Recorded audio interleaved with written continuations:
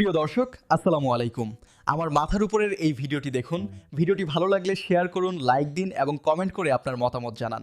দেশে বসবাস করছে আমাদের এই প্রিয় স্বদেশে আজকের গাজার মুসলমানদের রক্তচোষা, ফিলিস্তিনি মানুষের রক্তচোষা, সকাল বিকাল শিশুদের রক্ত দিয়ে যারা নাস্তা করে এবং খাবার খায়, নির্লজ্জভাবে যারা যুদ্ধবিরতি ভঙ্গ করে ঠিক 17ই রমজানকে নির্বাচন করে, ঐতিহাসিক বদর দিবসকে নির্বাচন করে ওই দিনের সাহরির সময় আঘাত, এটা পরিকল্পিত।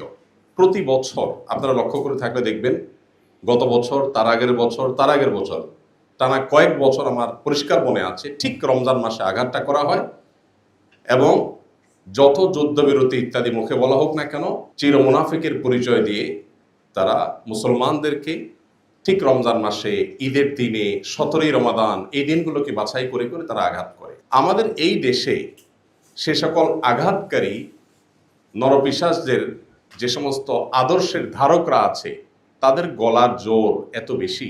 আমার অবাক লাগে, আমরা বেঁচে থাকতে এই দেশে অন্তত বসে কিভাবে এ মানুষ খেকোদের আদর্শের ধ্বজাধারীরা উঁচু গলায় এ দেশে কথা বলতে পারে। কতটা নির্লজ্জ হলে মানুষ, কতটা বেহায়া হলে মানুষ এরকম খুনের সপক্ষে সাফাই গাওয়া কিংবা খুনিদের ব্যাপারে মৌন সমর্থন, নানাভাবে তাদের আদর্শের সমর্থন একজন মানুষ কিভাবে করতে পারে। ধর্মীয় দৃষ্টিভঙ্গি আমরা একটু সাইডেই রাখলাম। আমার মনে হয় এটার জন্য আমাদেরও দায় আছে। আমরা একটু ঝেড়ে কাশতে পর্যন্ত অনেক বেশি ভয় পাই। আমাদের কাছে আমাদের চাকরি, আমাদের অবস্থান, এগুলা এত বড় হয়ে দাঁড়ায় যে আমার মিনিমাম বিবেকের তাগাদায় যে কথাটা বলা দরকার, যে দায়িত্বটুকু পালন করা দরকার, সে দায়িত্বটুকু পালন করতে পর্যন্ত অনেক সময় আমরা পারি না। আল্লাহ তাআলা আমাদেরকে অন্তত এখন সুযোগ করে দিয়েছেন, অন্তত মুখ ফুটে কথা বলবা। আমরা যদি সে দায়িত্বটুকু পালন না করি, তাহলে আল্লাহর কাছে আমাদের দায় হবে অনেক বেশি।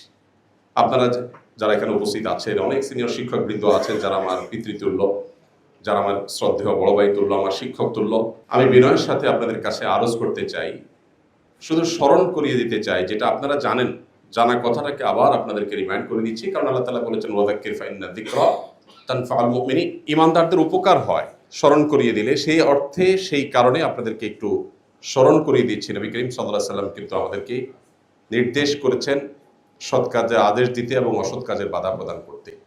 আপনারা জাতির বিবেক, আপনারা আল্লাহ তাআলার পক্ষ থেকে যে সম্মানের অধিকারী হয়েছেন, এদেশের